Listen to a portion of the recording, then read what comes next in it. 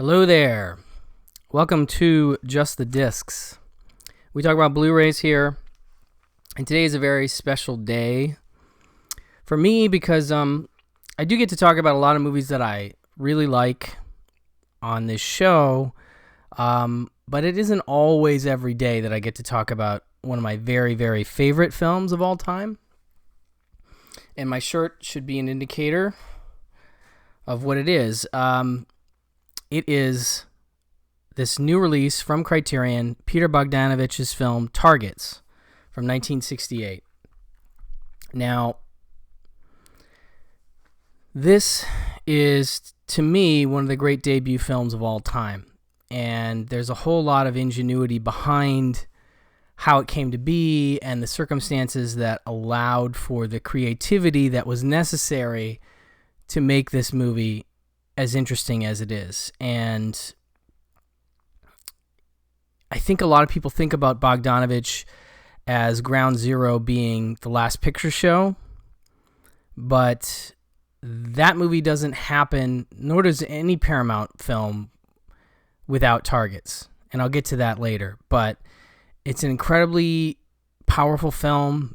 It is incredibly prescient, especially today, in light of the remarkable amount of gun violence and mass shootings that we see all the time, every week now, in America. And this is just sort of at the beginning of that. And it is certainly influenced to some degree by Charles Whitman, who was not the first mass shooter, but certainly one of the most notorious mass shooters at the time in the 60s.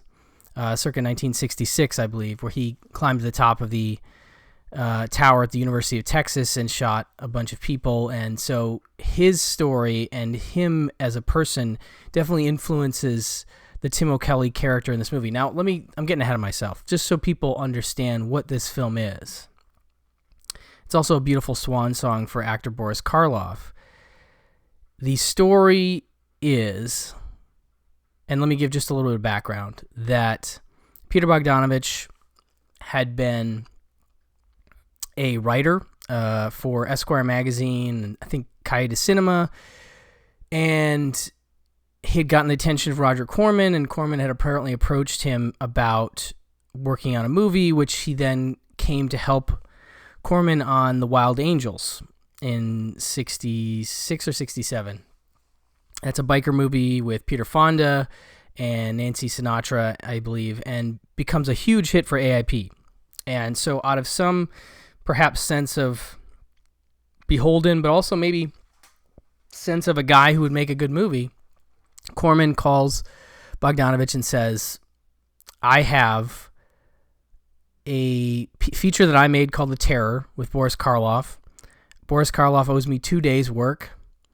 You can use 20 minutes of The Terror footage from my movie and shoot these 2 days with Boris Karloff, and then, you can shoot some other stuff, and we'll put it together, and it'll be this whole new movie, this whole new Karloff movie.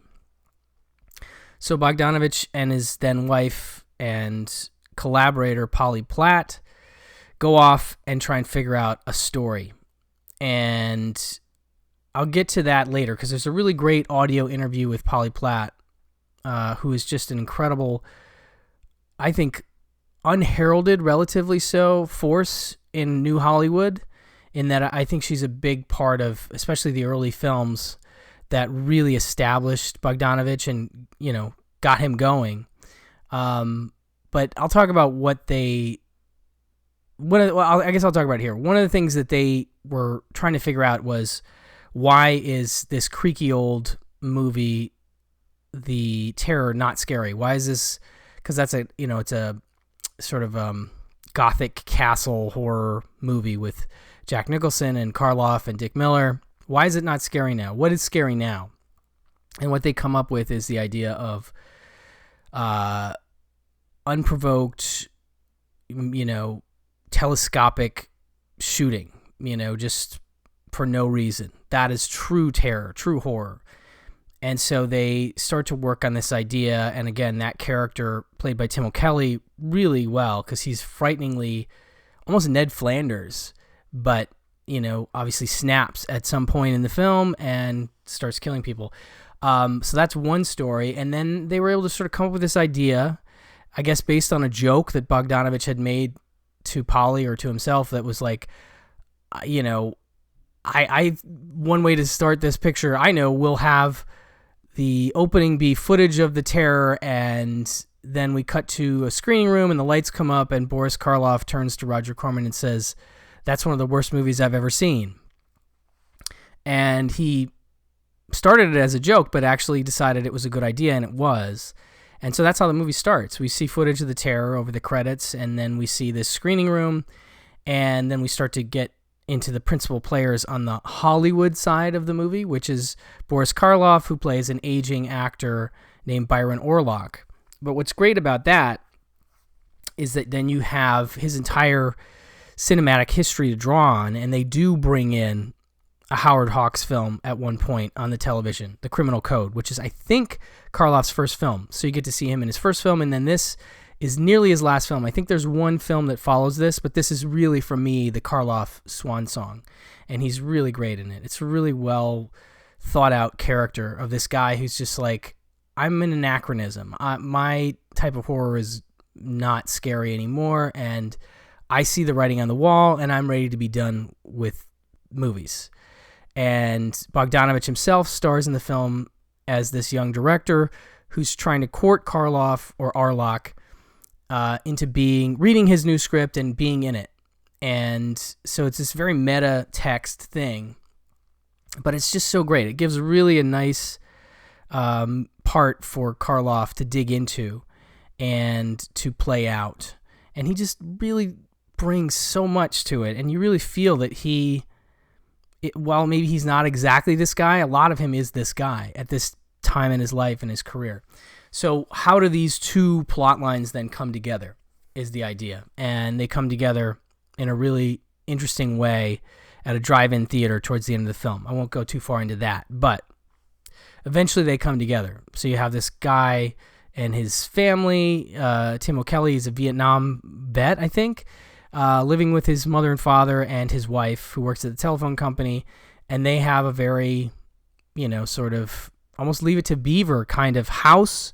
The production design of the house is really like that. It feels fake. And there's some great stuff and I'll read a bit of it too, in the essay that comes with the disc, that sort of talks about this whole idea of fiction and reality and how the two cross over and how they mix. And there's a lot of that throughout the movie in a lot of ways, Anyway, it's a really remarkable film, and I really love it. I think the neat thing about Bogdanovich is that you see him entering the filmmaking world basically fully formed, and it's kind of hard to imagine how tricky that must have been. But when you think about his history and all the stuff that he had going at that time, so he's writing about films like a Truffaut type, and Truffaut would be a critic turned filmmaker, and that's kind of what Bogdanovich would be. But he's more than that in some sense, because he's not only writing about films critically, he's doing monographs on Wells and I think Hawks and some others, maybe Hitchcock, for the Museum of Modern Art. And he's also trained as an actor by Stella Adler. So he's got this really classical acting training. And I got to give him some credit. He's good in the movie. And you kind of go, how is that even possible? And then you go, oh, Stella Adler. Well, that helps a lot, right? So he's got this classical art training, acting training, and he is also directing plays from age 20. He's doing The Big Knife off Broadway, and has done Agatha Christie and some other plays around this time. So he's got a lot of experience in terms of watching films and thinking about them critically, and then acting, and then directing. And then, he does these interviews with these old directors like Hawks and Wells and Hitchcock, and he approaches them from the point of view of a future filmmaker with a lot of questions about, why did you put the camera here or whatever? And these directors are perfectly willing and I think tickled to talk to this young guy about their stuff, and so I think he learns a lot from that. And on top of that, he's got a friend in Sam Fuller, who's another guy that he's gotten to know. And Sam Fuller does basically an uncredited rewrite on the script that Bogdanovich and Polly Platt put together for this movie in about 3 hours in his house, wandering around, I'm guessing smoking cigarettes, chain smoking or something, and apparently comes up with some really great ideas, and I'll come back to that later, and including the ending, which is a real great ending to a movie, and part of the reason the movie holds up and really stands out, So it doesn't hurt to have all these influences that he had, but, there's assured filmmaking here, and the movie is, shot by Laszlo Kovacs, who at the time was doing like biker pictures for Roger Corman, but would go on to be a huge force in, New Hollywood, in that he would shoot Easy Rider the next year, and then he would do a bunch more with Bob Rafelson. He'd do 5 Easy Pieces, King of Marvin Gardens. He does The Last Movie with Dennis Hopper. He does Shampoo with Hal Ashby, Freebie and the Bean, New York, New York with Scorsese. And, of course, he would go on to continue to work with Bogdanovich on What's Up, Doc and Paper Moon and Nickelodeon. So he's a really great DP, although, interestingly, Polly Platt mentions in that interview that they didn't want him to be as much of a contributor. Something about he didn't talk or something like that, which I thought was interesting. They got him to do what they wanted him to do. So, like, he may not be quite the collaborator that you expect, but obviously the movie looks good. And if you're going to be run and gun shooting Corman style and stealing shots like they are, it's good to have somebody great behind the camera who has experience setting up a shot that looks good, but also has experience working in that run and gun stealing shot style in terms of those biker movies and stuff he had worked on. So just a great combination of elements come together. But this movie still gets forgotten, and I think part of it is because of the subject matter, and part of it is because Last Picture Show feels like a better story to tell as the starting point for this Cinderella filmmaker. But he's just as good here, and he doesn't do another film quite like this one ever again. But anyway, I love it. I love the Karloff performance. It's just really fantastic. Another collaborator involved in this movie was then sound editor Verna Fields, who would go on to be a great editor, would work on Jaws, among other things. Just an incredible creative force. And there's a remarkable and absolutely horrifying first sequence where the Tim O'Kelly character is shooting at cars on the freeway from the top of this oil refinery, and apparently they shot it completely silently, and that audio is all created by Verna Fields. It's like a 30 or 40 track audio mix. And if you think about 1968 or 67-ish when this is made, that's a pretty remarkable thing to put together at that time, and it's incredible because I didn't even really know that until this viewing. But anyway, so there's a lot of great people. That's part of the reason this movie becomes the sort of classic that it is. Now, I first discovered this movie because of Danny Perry, who I've talked about on the channel. I've talked about on Pure Cinema. He is a huge influence on me and my taste in films and turned me on to many that became my favorites. But this is among my favorites that I've discovered. And I first read about it in his book Cult Movies. And I was just going to try and pull out a little something from... let's see here. What can I read? Because the only thing that's not great about Danny sometimes is that he likes to... And at the time, that part of the reason these books are interesting is because some of these films were hard to see. So he's a little spoilery in some of his reviews, his essays. But at the time, that wasn't such a big deal as it is now, because I think a lot of people were just like, I want to know anything I can about this movie. I'm never going to see it. All right. Let's see here. The scenes in which Orlock complains that real life is so horrifying that horror films have lost their ability to scare anyone remind us that we are watching a movie. While Bogdanovich places the sniper... all right, I don't want to give that spoiler. Orlock is correct in thinking real life more frightening than horror films. He is also reminding us that no matter how terrifying we find Bobby's actions in Targets, it is only a movie we are watching and doesn't compare to the real thing. And he's right. He's really right. Again, especially now.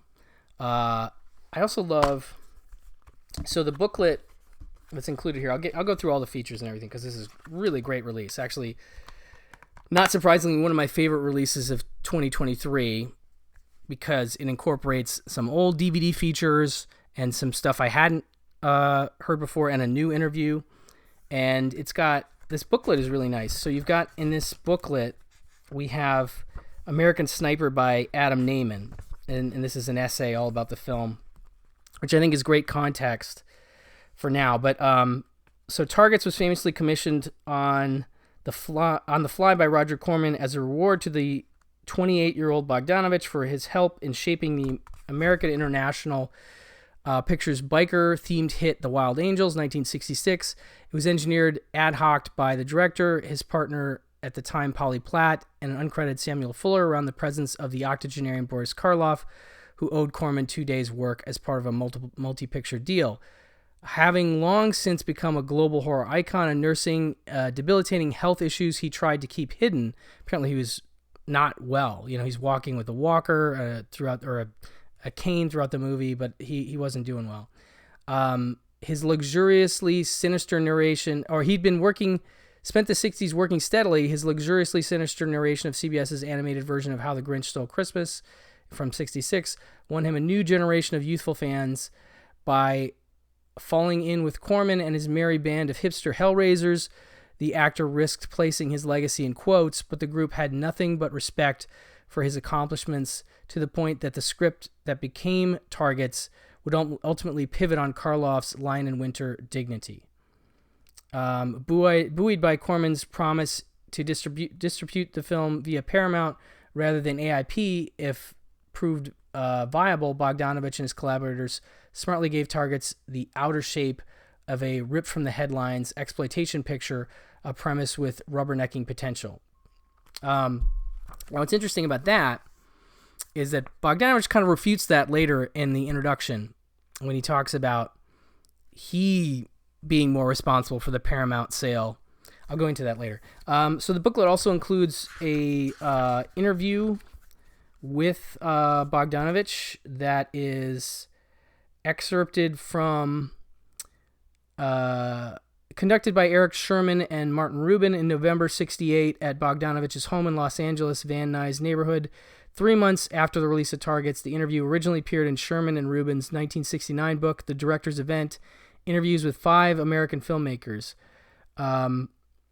And so it's great because he talks about his history, he talks about the directing the plays and the Stella Adler, and then he goes into more stuff about the movie itself, and I'm gonna obviously leave that for you guys to check out. But it's a really great essay and a really great booklet, and it's actual booklet. So kudos to Criterion for not making this a fold-out poster, which is fine. But as I've said, I much prefer an actual booklet. So they obviously really wanted to make this an interesting release in that sense.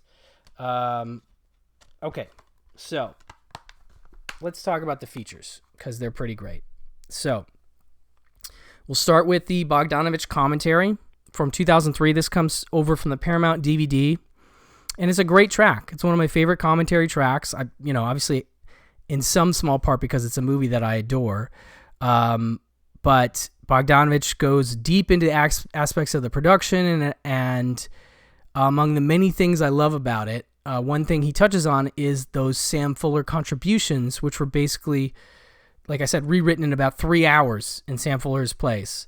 And there's some great ideas, including the ending. So as he goes through the commentary, tons of great stuff comes out. It's just it's a cornucopia of good stuff that you find out from this track, but you also find out specific bits that Sam Fuller helped with. And I love this track. Again, I'm not going to go deep on it, but I've heard it before and I love it, and I love that it's included here. Also included from the DVD is an introduction to the film by Bogdanovich, which is kind of tricky to call an introduction because the introductions I'm used to seeing now are like 2-3 minutes, real quick.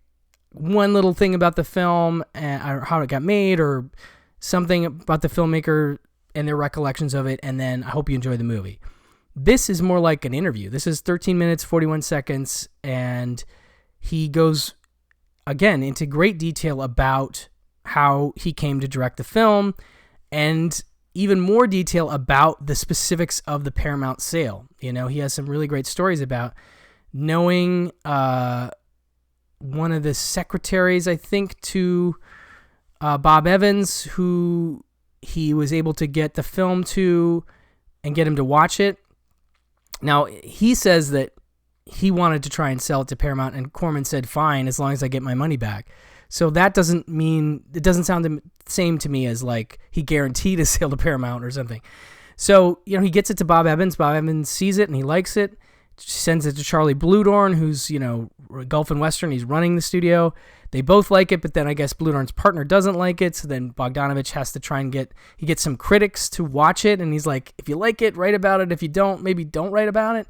And they do. And then they do like it and they write about it. And Bob Evans sees it, circles it, sends it to Charlie Bluedorn, and they decide to buy the movie. Now, what's tragic among, you know, for many reasons, is that between the time the film's produced, JFK has already been assassinated. So that's obviously a huge, huge deal and changes the tapestry of America forever. But what happens between that time and then the movie getting produced and getting ready to be put out is Bobby Kennedy is shot and Martin Luther King Jr. is shot. So you have two assassinations, and now this movie looks like a horrible idea to put out in the wake of this further tragedy. So I guess Paramount doesn't do a great job of distributing it because they're scared of it, and I totally get that. Which is kind of how a cult movie gets made, you know, like a movie flies under the radar for one reason or another. Usually it's about the time it was released and the circumstances around that time and how they weren't ideal for this movie and it didn't connect to audiences. So, you know, it doesn't get a big release. But anyway, it's a great introduction, and Bogdanovich talks about a lot of cool stuff in it. He retreads a lot of it in the commentary, but it's really compact. And if you want a history of targets in 13 minutes and 41 seconds, this is a perfect one. So, moving on from that. Now, this is new to me, but I don't know if it's ever been included on another DVD release somewhere. But this is a audio excerpt from a 1983 interview with Polly Platt that she did at the American Film Institute, the AFI. And it's 30 minutes, which is great. And she talks all about how the film was made, including making another film for Roger Corman that was called The Gill Women of Venus. That was basically like a Russian film it was the classic Corman thing. He had bought these foreign films and then he would shoot new footage and like redub them or whatever and put them out as this new movie. So they did this movie, and which is another part of Bogdanovich's, you know, film school training. He gets the interviews with the directors, he does the directing and the acting, and now he's doing actual filmmaking. And then he does it on Wild Angels. So he's got a lot of stuff that ramps up, you know, to having a great debut. But they don't put their name on this movie apparently, but it's a fun story. And then he calls them again about the terror and is asking them to do the same thing with that. And so they're going to do that. But this is where she said that she and Peter talked about the most terrifying thing being this gun violence, unmotivated, you know, shocking stuff, and how that is the true terror of that time, and obviously still today. And they, you know, started putting the script together, and then they asked Sam Fuller and Fritz Lang for ideas, and Sam Fuller gave a lot of ideas. Fritz Lang said he was talking about he hated telescopic lenses, but they might be ideal for somebody aiming a gun sight at somebody. And they're like, oh, yeah, that's a good idea. So they end up, you know, using that idea. So she goes through this initial talk of her memories of it, and then she starts taking questions from what I guess are AFI students at the time. And they have a lot of fascinating questions for her, and she's very poised and very sharp in her answers. Just a really, really cool lady, and I just love having her presence on this disc. And if I can, I do want to recommend, if you haven't checked out Karina Longworth's You Must Remember This Polly Platt series, it is fantastic and sad. But I think she, like I said, truly one of the unheralded behind-the-scenes collaborators that really helped with some of the great films of the new Hollywood era. She's really something else. So it's really neat to hear her talking by herself with this crowd of film students, and she's very cool to them. And yeah, I really like this interview a lot. Really great. Just audio. But so that's wonderful. And then on top of that, we get a new interview with Richard Linklater, 27 minutes. And this is pretty great for me because Linklater is one of my favorite living filmmakers, and he's talking about one of my favorite films. So he talks about Bogdanovich and where he came from and all the stuff I mentioned before about, leading up to that. And then he touches on Charles Whitman. And being a Texan, being a guy who spent time in Austin, grew up there or whatever, or lived there, and who even made reference to Charles Whitman in Slacker in his own film in 1990.